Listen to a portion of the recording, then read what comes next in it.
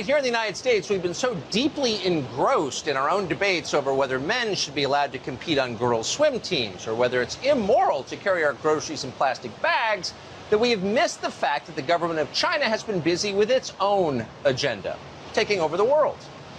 In the space of just 15 years, for example, the Chinese have succeeded in recolonizing the entire continent of Africa. Didn't think that could happen? Well, it is happening. In Africa, China now calls the shots and takes the natural resources for itself, period. As of tonight, there is only one remaining African country that dares to recognize Taiwan, and it happens to be among the smallest countries in Africa, Swaziland.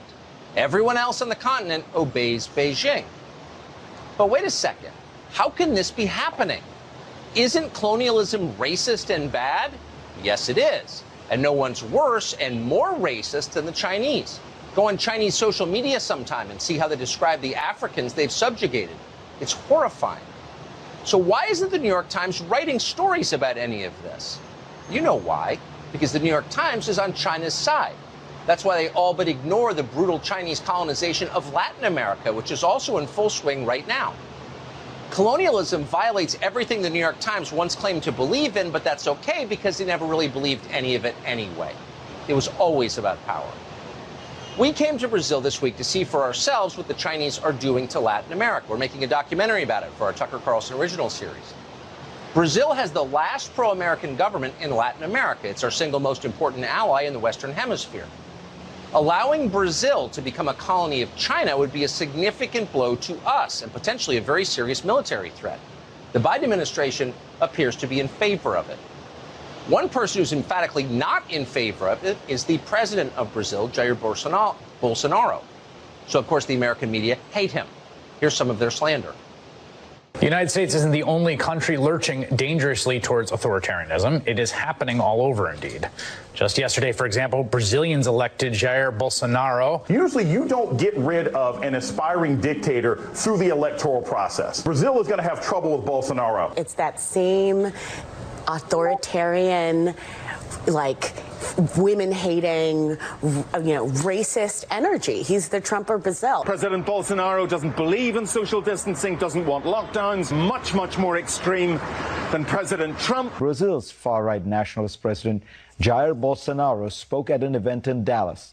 These two men and fellow travelers like Donald Trump and Vladimir Putin represent the growing global threat to the ideas of liberalism. These are people whose research consists of 3 minutes on Wikipedia on the way to the studio. He's a racist! Of course he is. He, quote, doesn't want lockdowns. There's your proof. But it is the last clip from plagiarist Fareed Zakaria that explains why they're so mad at Bolsonaro. Bolsonaro, Fareed Zakaria tells us, represents a, quote, growing global threat to the ideas of liberalism. Liberalism, meaning neoliberalism, meaning globalism. And in fact, that is true. Bolsonaro is no Justin Trudeau. He's not a low-IQ fascist who would be working as an Instagram influencer if he doesn't have his own army. He's not the president of Ukraine, who shuts down television stations that dare to criticize him and outlaws opposition parties and arms Nazis. In conventional terms, Bolsonaro is, in fact, liberal. He has done nothing to stop civil liberties in Brazil. But at the same time, he is a nationalist. He cares about his country. He resists China. Therefore, he must be stopped. George Soros hates him, and so does Joe Biden. He's not with the program. So naturally, we wanted to meet him. Yesterday, we did. We sat with Bolsonaro for more than an hour. And the first thing we learned is that the left in Brazil hates him very much. They tried to kill him when he first ran for president 4 years ago. With very little money and the backing of no party, he came out of nowhere to get 57 million votes. But he almost didn't survive to be elected. He was stabbed by a leftist almost to death at a rally, at which point the left funded lawyers to come in and rescue his attempted murderer. An amazing story that hasn't gotten a ton of coverage in the United States. He's an authoritarian, says MSNBC. All right. So we asked Bolsonaro about the stabbing in our conversation. We also asked him about his Christian faith, which is on display, something else that triggers them. We asked him about our Supreme Court's stance on abortion, his views on gun rights. And we asked him, fundamentally, why do you think you're so hated? Here's the first part of the conversation.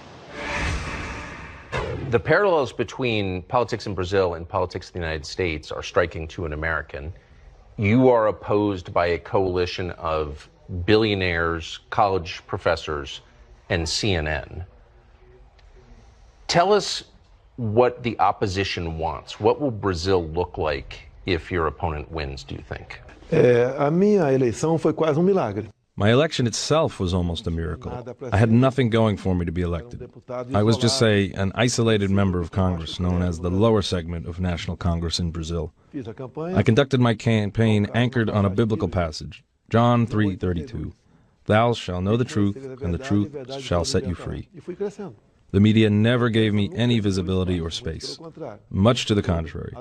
They attacked me all the time throughout the campaign.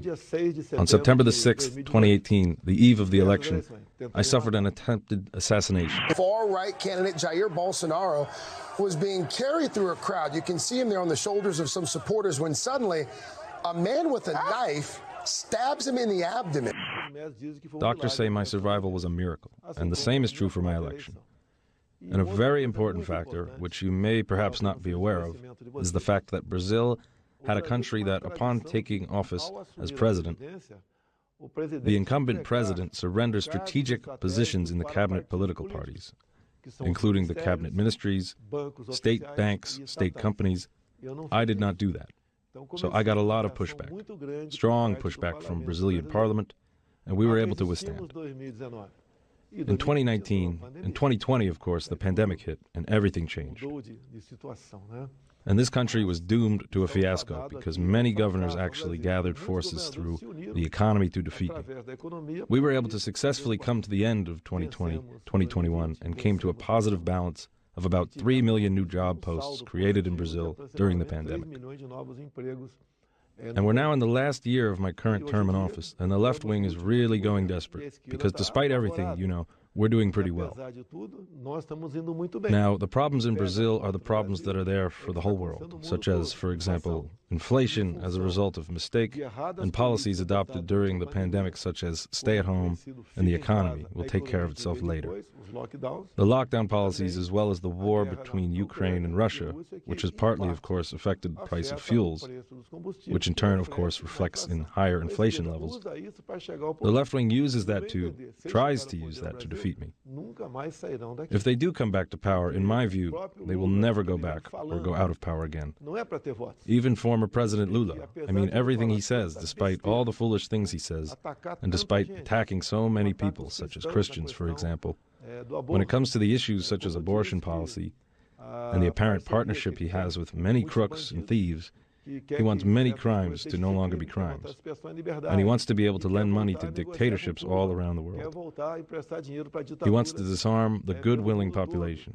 They also want to revitalize the MST, the Landless People Movement, and arm them. They should have no less or no more than 10% of votes, but they do. The opinion polls conducted by Data Following, one of the last polls indicated that Lula is perceived as being more honest than I am.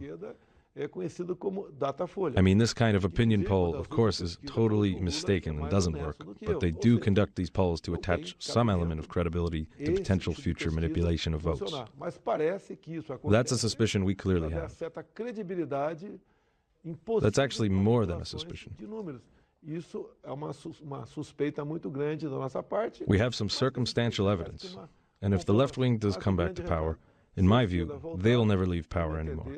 And this country will follow the same pathways as Venezuela, Argentina, Chile, Colombia. Brazil will be one more wagon in that train. And the losers will be the Brazilian population, and also the left wing itself. The left-wing voter will lose as a result, and all of South America will be colored red, if you understand me. And in my view, the United States will become virtually an isolated country in the world. So many questions, but back to the stabbing during your campaign. You were stabbed by a leftist at a campaign event. He was never sent to prison. He went to a mental hospital. Did you think you were going to die? The doctors in the city where I underwent the surgery, and also the following day in Sao Paulo, the capital, they said out of 100 people who were stabbed like I was, only one person survives. And thank God I survived. And also due to my physical preparation, also because of the healthy lifestyle I had throughout my life, So that helped me resist. And as a coincidence, on the eve, the day before, I had taken a shot of benzidine, a drug that helped fight a more serious, or what would otherwise be a more serious infection because the knife was infected. And the person who stabbed me was affiliated with the left-wing party PSOL. The following day after the stabbing, 3 renowned lawyers came to the town Ruiz de Fora to try to defend the person. And the person who stabbed me, Adalia, on the same day, September the 6th, someone tried to go into the House of Representatives using false documentation, which could serve as an alibi if he had fled the crime scene in Juiz de Fora. So someone tried to use his documents to go into the House of Representatives as an alibi. No one can possibly explain to me why the investigation has not evolved with so many elements available. The media in Brazil is highly concentrated. 90% of all ad dollars go to a company called Globo, which dominates television here. They're opposed to you. How did you win? How could you win again with the entire Brazilian media against you? Yes, there is the weight of the media against me. True, but social media has been doing a great job in Brazil. My social media channels are among the most interactive in the world.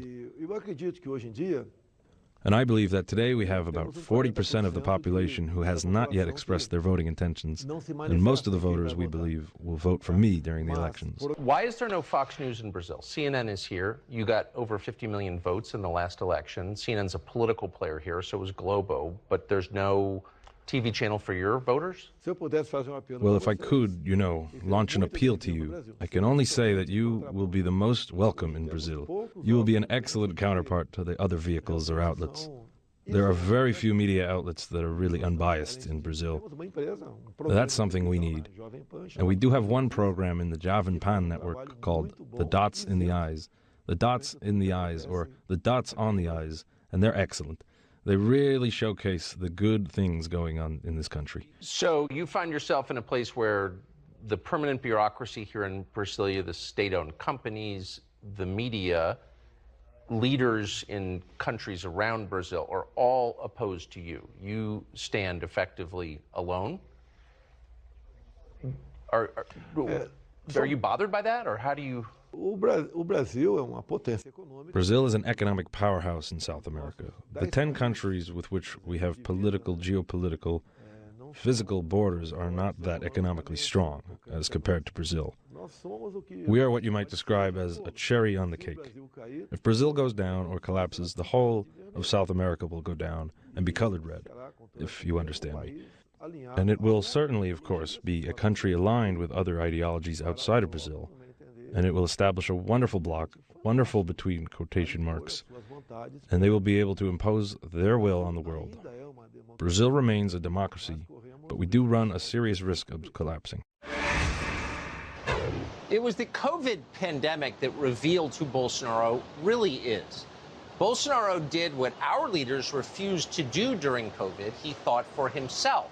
He didn't let Tony Fauci or Klaus Schwab make decisions for Brazil. He did what he believed was in the best interest of his own country. He declared there'd be no national lockdown in Brazil during COVID. He refused to take the COVID shot himself, having already recovered from the virus. And he raised concerns about vaccinating children. A fascinating story. Bolsonaro explains why he did all this after the break.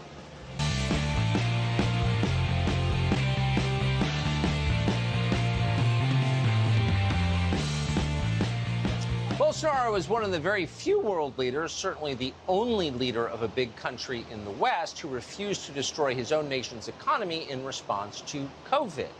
He also raised questions about the mandatory vaccination of children. Why are we doing this? He asked. Shut up, they said. Bolsonaro himself did not take the COVID shot. He'd already recovered from COVID and believed in natural immunity. Turned out to be a smart decision. We asked him about all these decisions during our conversation. Here it is. Why didn't you take the vaccine? When the virus actually hit strongly in March 2020, people began to seek out the vaccine, of course, against the virus. And I, too, of course, sought a medication because we began to see cases surfacing. started seeing the number of cases begin to go up. Now, someone who contracts the virus like I did, the vaccine doesn't really help. You don't take a vaccine if you have already been contaminated. The vaccine would be innocuous. You should rather take the medication. And in Brazil, of course, I studied the issue. I called other countries, including in sub-Saharan Africa, and Brazilian doctors and physicians, because there were people out there who either did not catch the virus, or when they did catch the virus was not strong enough to send them to the hospital or to kill them. And in Brazil, we saw the emergence of two medications that began to be used more widely.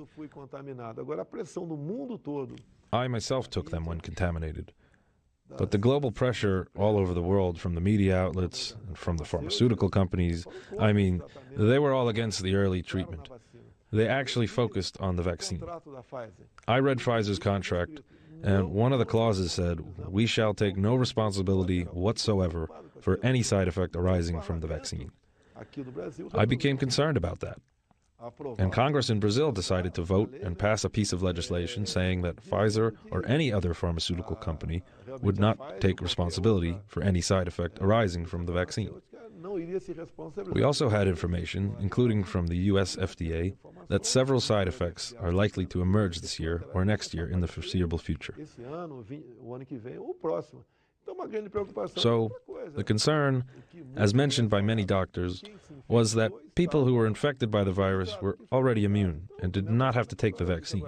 That was my case, and that's why I did not take the vaccine. But I did purchase vaccines for all Brazilians. I did not demand that people be vaccinated.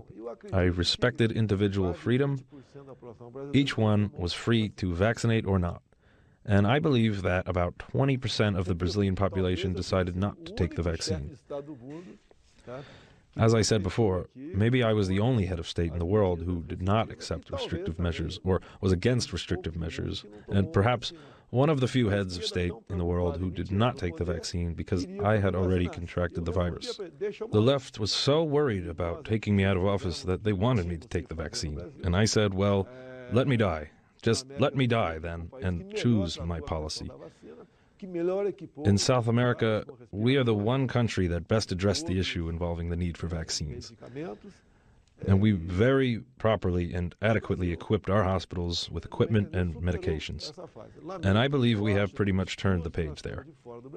And based on the studies that we have available outside of Brazil, many deaths could have been avoided had there not been so much pressure on the part of the mainstream media against early treatment. Early last year, I sent a team to Israel, a team of Brazilian experts to Israel to look into the nasal spray solution they had developed on an experimental basis. I was highly criticized, and we weren't able to make progress in that negotiation. Last month, a large Brazilian company published a news article indicating that nasal sprays are currently a very successful solution against COVID today. So you are technically allowed, of course, to take an experimental vaccine, which was the case in the past, but not the nasal spray? I think you're the only world leader to admit not taking the vaccine, that's for sure. Why would Pfizer or any pharma company have liability protection against the side effects of their own drugs? Why would your Congress allow them to have that? The population was appalled. They were desperate and afraid of the virus, especially the elderly population that also had some kind of disease or comorbidity, as a result of which Congress decided to pass a law to that effect. We regret it, really, because today, in hindsight, we see in studies, conducted outside of Brazil that perhaps 2/3 of deaths could have been avoided in Brazil and in the world. Take sub-Saharan Africa. In sub-Saharan Africa, they take ivermectin to fight river blindness, as well as hydroxychloroquine to fight malaria. And because the number of deaths was very low, and the HDI was pretty low, one of the lowest in the world, the natural conclusion was that those medications could somehow also help fight the virus and the effects thereof. We regret the pressure that took place, and perhaps due to the economic power of pharmaceutical companies, they went on and invested in vaccines. And today you see, people who have taken the third, the fourth dose of the vaccine, and they still contract the virus and die. And we have a lot of, say, stranded vaccines in Brazil. In Brazil, a considerable portion of the population did not want to take the booster dose. I understand that to be their right. I support individual freedom. As I said before, we are sorry. We regret all the deaths. But I believe many deaths could have been avoided through early treatment. Much is said about lack of scientific evidence about those two medications for COVID. True, but they were useful for other things. I mean, very often drugs or medications are discovered by chance. During World War II, for example, due to a lack of medication, soldiers were given coconut water in their vein, and they survived. As I said before, very often medications are discovered out of accident, or, sheer chance, including medications against or to treat sexual impotence, for example. Viagra.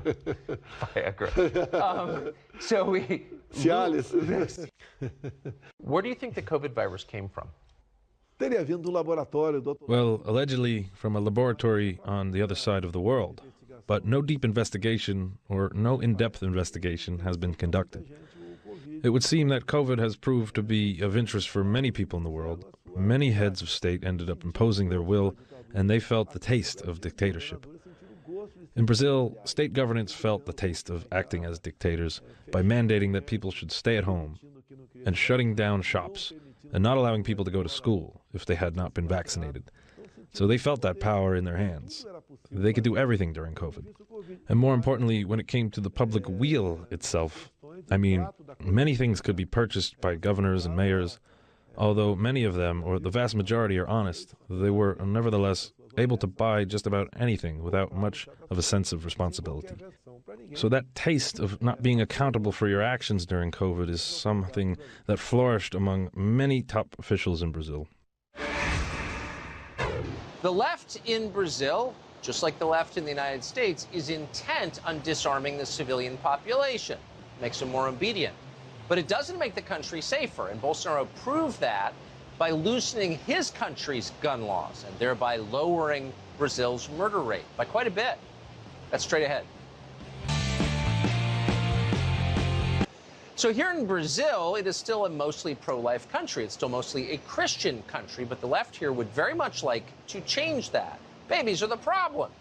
We spoke to Bolsonaro about this. We also talked about his gun policies and how, provably, allowing civilians to protect themselves has reduced violent crime. Here it is. What are your opponent's views of Christianity? The left wing, the vast majority of them are atheists.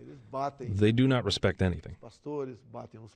They criticize priests and pastors, and Lula himself has said that he will, if elected, he will place priests and pastors and the military in their rightful place, or in the right place in society. For instance, when the U.S. Supreme Court recently changed its understanding and ruling on abortion, the left wing in Brazil did not like that. We did like the new stance taken by the U.S. Supreme Court because we defend life from its very conception. But not so among the left-wing people in Lula. Lula and the left wing, they often say that abortion is a matter of public health, and it is the woman that should decide. We believe that the life that has been given to a woman does not belong to the woman. And that is a stance espoused by our religion. The federal Supreme Court Chief Justice Barroso, who favors abortion, he himself stated that it is not the right time to discuss that issue yet. And in case he goes back to power, because there are 2 more positions to be appointed to the Supreme Court, he will certainly, if elected, he will appoint chief justices that will support the abortion policy. In Colombia, for example, abortion has been confirmed by the Supreme Court. In Brazil, the Supreme Court has interfered a great deal, not only in the legislative, but also in the judiciary, of course.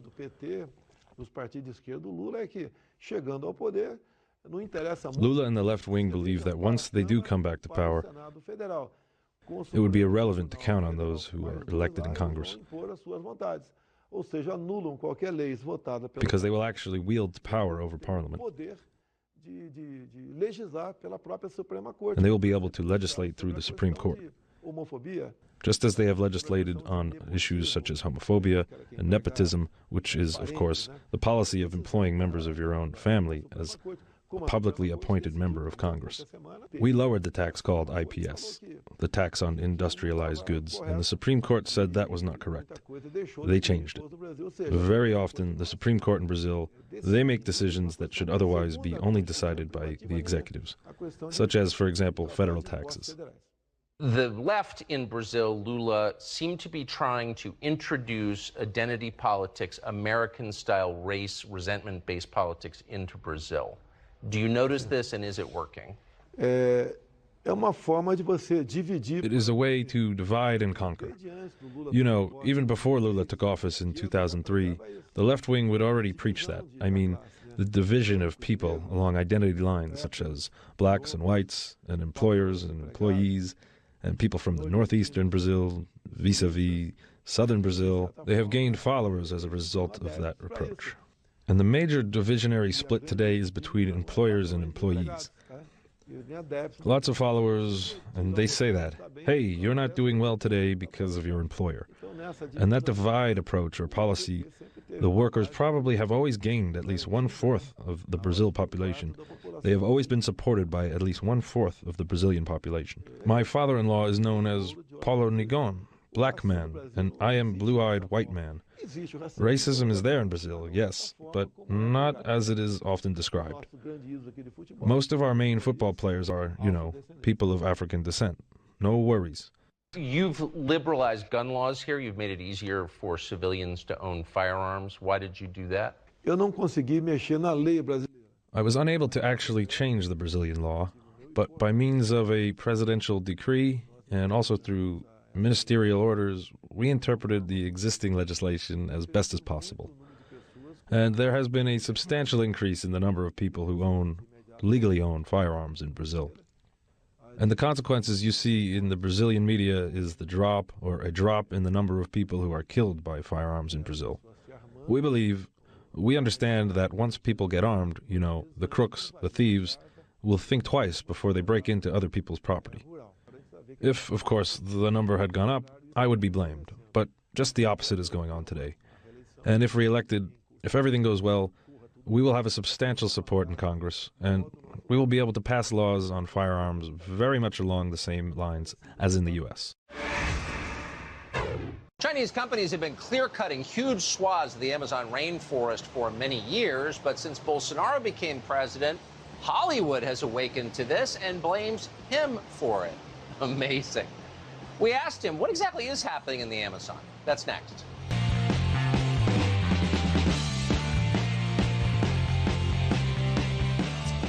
Well, in recent years, the left's moral voices, that would be, of course, Madonna, Jennifer Lopez, Leonardo DiCaprio, people who couldn't find their way unaided to El Segundo, have discovered the Amazon rainforest, where it turns out fires sometimes break out. They say the Amazon rainforest is being destroyed, not by clear-cutting committed by China. No, criticizing China is racist, but because of Bolsonaro or something?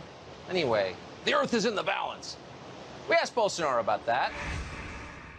Is the Amazon being destroyed at the rate that we read that it is? Não, não é verdadeiro isso. No, that is not true. 2/3 of the Brazilian territory are currently preserved and remain pristine, just as they were back in the 1500s, when this country was discovered by the Portuguese. The criminal acts that do happen, we will not deny that, are ultimately given too much visibility, because there is a huge interest in making our sovereignty over the Amazonian region a relative fact, or perceived in a relative light. I met with President Putin and thanked him because on 2 occasions, when this issue was discussed with other countries, he stated that the Amazon region belongs to the Brazilian people, not to anyone else. The Amazon region is as vast as Eastern Europe. It's huge. It's wonderful. It's just not possible to, take care of every square meter in the Amazon region. There is illegal deforestation, yes. There are fire outbreaks, yes. But not at the rate that is announced out there. California itself always, catches fire. And it's not given that much visibility. French Guiana, likewise, you can't possibly set a rainforest afire, but there is illegal deforestation, yes, and we are working to tackle that. And how can we solve the issue? Well, it depends on the Brazilian parliament. It depends on land regularization. And we need the legislation to be passed to that effect. In the future, any heat focus directed by a satellite will point to the ultimate owner of that land. Where you seem to have a focus of fire or a fire outbreak beginning, you will be able to know whether it belongs to the federal administration or to a private owner or to the riverside people. Sometimes the riverside populations set fields afire for agricultural or cropping purposes, and that technology will certainly help us prevent any kind of deforestation. The Amazon region is as vast as Eastern Europe. It is not easy to take care of. The Yanomami Indigenous Reserve itself is as big as twice the territory of the state of Rio de Janeiro, which is a big state. So with technology, we will certainly be able to preserve the Amazonian region. We do not depend on international interests in preserving the Amazonian region. It is our own interests, and we, of course, want these preservation efforts to be somehow reciprocated by means of carbon credits. You are opposed by most actors in Brazil and celebrities, models, TV presenters, and we learned recently that Mark Ruffalo also doesn't like you. You don't seem bothered at all by this. Why? Well, if I do bother or become concerned about all of the criticism I get, I would not be able to work. Of course, no one likes to be criticized, but these are people who do not understand anything about Brazil. I think these people have never been to the Amazon region, and I would actually invite them to come to the Amazon region and overfly the region. And they will see an outstanding region. They will be able to overfly it. You will see no fire outbreak. You will not see the devastated areas. They talk about the Amazon region because it's trendy. It's a fad. In Europe, if someone says that the Amazon region is not being devastated, they are politically doomed to fiasco. So it's politically good for them. The criticism yields power, yields media visibility, yields votes, and that's what celebrities feed on. They're not at all familiar with the Amazon region. They are not at all knowledgeable about the region and the difficulty of investing in it. They just criticize it because it's a fad. So you don't seem that bothered by Mark Ruffalo's dislike of you. Have you enjoyed being president of Brazil? I must admit, I first launched myself as a candidate. Of course, I intended to become the president. But I was all too aware of the challenges and difficulties. And the experiences we have undergone, or I have undergone, I could never, ever have imagined what it would look like. But I am comforted by the fact that the other candidate, the Workers' Party candidate, Haddad, if he had won, Brazil would certainly be what Venezuela is today. So that's a source of comfort to me. And that encourages me to say to the population that God is the one who has placed me where I am today. Mr. President, thank you for having us. You're welcome. A message to the Americans, God, the homeland, family, and freedom. Thank you so much.